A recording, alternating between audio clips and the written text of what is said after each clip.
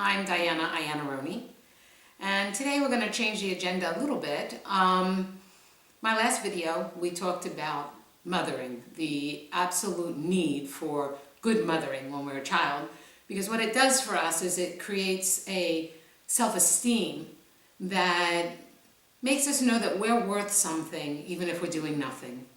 If we're just sitting, if we're just being, we are worth something. And that self-esteem is crucial in relationships. And when we don't have self-esteem, it means that we don't really understand what it feels like to be nurtured, to have somebody comfort us, nurturing, having this sense of importance just because we exist. So self-esteem is about our recognition that we deserve to exist, we deserve the air, we deserve to be comfortable by just the nature of our existence. Good mothering, which would be about recognizing our feelings. So if we're hurt, oh, that must hurt. If we're sad, oh, are you sad? It's about acknowledging our feelings as real, tangible things that really matter, which is the core part of who we are. So that sense of mothering is what we have longed for. And when we don't have it, we often choose relationships that will confront us with being invalidated for our feelings, being told we're not good enough, totally annihilating the idea that just us being and being loving is enough. And we choose those relationships because we're trying to right the wrong that we knew growing up. The sense that we were not enough just for being is what we've tried to fix. And so we choose relationships that emphasize our downfall, that we aren't good enough just being who we are. So that's kind of the mothering side and why we choose those relationships. And a lot of the focus of what I do, of course, is help people raise their self-esteem. That is a good bulk of what I do. And that is the harder part, to get your self-esteem, the mothering, the nurturing up within yourself so that you can realize you're just worthy as you are. The other side, dads aren't off the hook. The dad side of the formula is also important. It's just important in a different way. And by the way, I say mom and dad, but it's really female energy and male energy. You could get it from either parent, okay? But it's just the nature of the word. So the fathering side has to do with our self-confidence, our ability to do and do well and feel good about what we're doing and know that we get recognition and validation for our doings. So if you didn't have that, you're going to be lacking self-confidence. When we're lacking self-confidence, it also shows up in relationships, but usually in a little bit of a different way. When we're lacking self-confidence, we really, really, really need the validation of those outside of us to tell us we're doing well. We need someone to say, as one book notes, we have what it takes. We want to have somebody validate our doings. And if our doings aren't validated and we don't have self-confidence, then we will be very unhappy in relationship. We will also often struggle to do well in business because we will be feeling that we cannot really excel because we need somebody's validation to make us excel. And the truth is, we don't need anything from outside of ourselves. Not on the self-esteem, not on the self-confidence, because if we can be perfect parents to ourselves, perfect is a strong word, but be really good parents to ourselves, then we will understand we have a right to exist and we will validate our own doings. So self-confidence and self-esteem together give us the opportunity to be a whole, well-rounded individual in the world and free, not needing others to resolve these gaps. And we can do it for ourselves. So again, many of the other videos focused on the self-esteem piece, the sense that we have to really nurture ourselves, don't beat ourselves up with a stick, honor our emotions as if they were our children. We want to say that we are sad and it's okay to be sad, say that we're, whatever emotion comes up, and acknowledge it and love ourselves through it. To get our self-confidence, we're going to have to find our courage to do. And our courage to do is about just doing. And the way to accomplish that is to feel the fear, because you're going to feel the fear because in your history, if you were invalidated for your doings, if you were told you didn't do them well enough, if you were told you weren't lovable unless you do them, all these things that have made us small have to be undone. It's easier in my view, and again, I'm not a doctor, it is easier in my view to raise the self-confidence of people. Previously, I always had led sales teams, and self-confidence is core and key as well. Because if you don't have confidence, then you can't reach out and contact people. You can't reach out and start a conversation with people. You feel hesitant. All of those things. So it's very, very crucial to have self-confidence as well as self-esteem. And it's really hard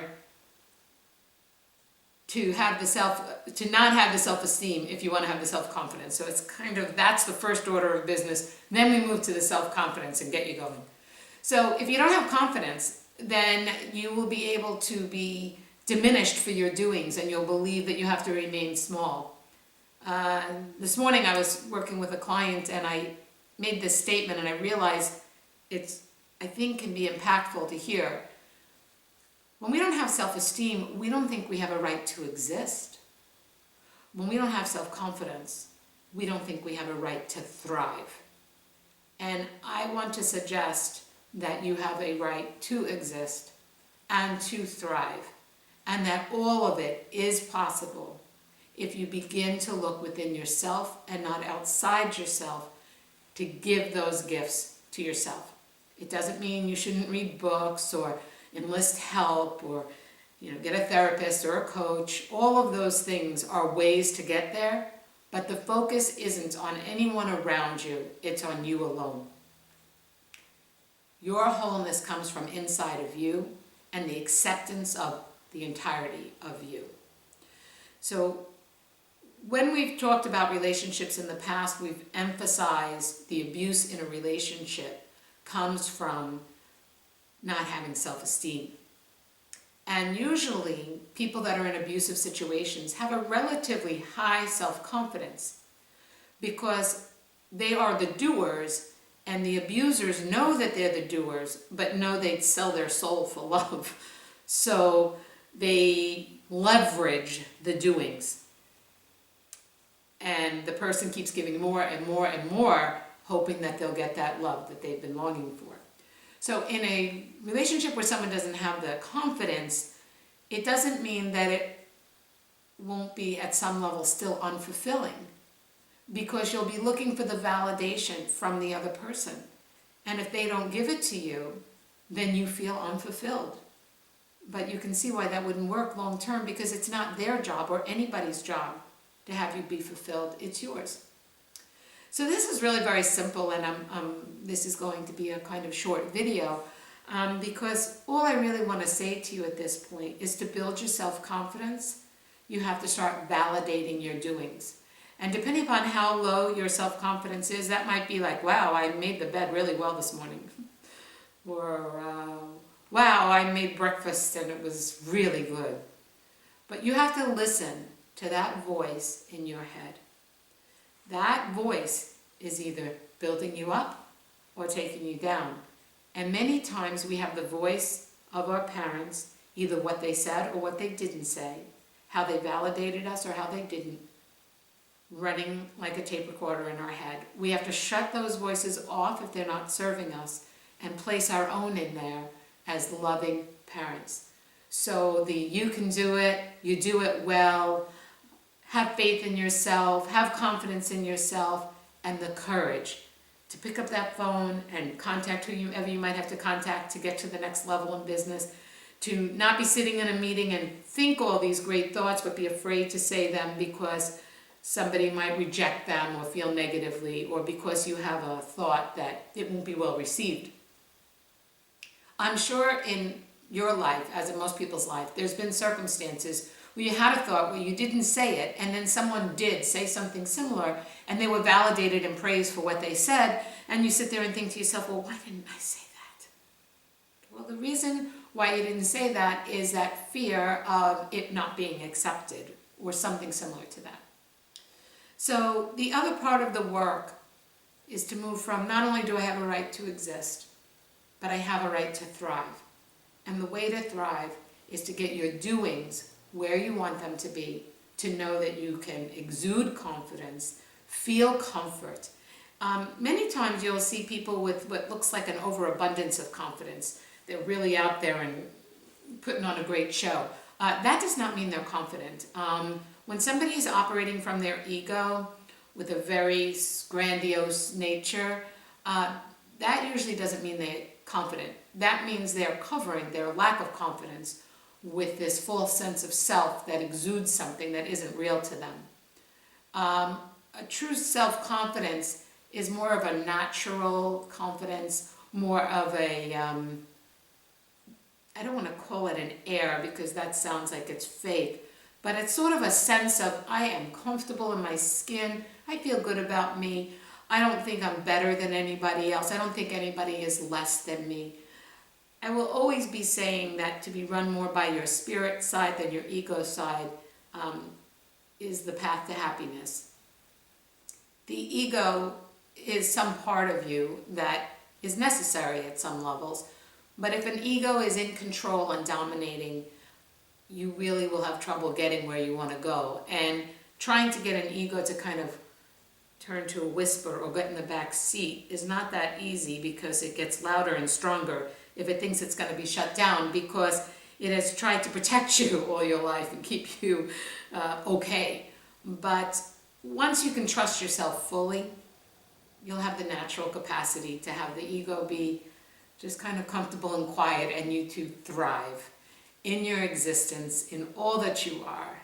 And I've mentioned, of course, that I did write a book called Me and My Shadow, and it's about my journey from moving from fear and control to love and freedom. It's on Amazon. This has to do with the abuse side of life and then freeing yourself from it, but it also addresses the confidence, to have the confidence to go out there and do, and what you need to do to get there. So I'd like to encourage you to take a look at that. Again, if you would like to reach me, the best approach is to email me at Diana, D-I-A-N-A, at redthornsolutions.com, or you can call me at 631-886-1094. I do have a couple of Facebook pages. The one really relative to the standing up portion of this is Standing Up, A Path to Being Whole. And I have a Change Your Mind, Change Your Life Facebook page, which is more of the spirit, sort of flowy, feel good about yourself stuff. So I thank you for joining me on this video, and I hope it helps you in some way. And again, we'll be back with more videos in the near future. Thank you.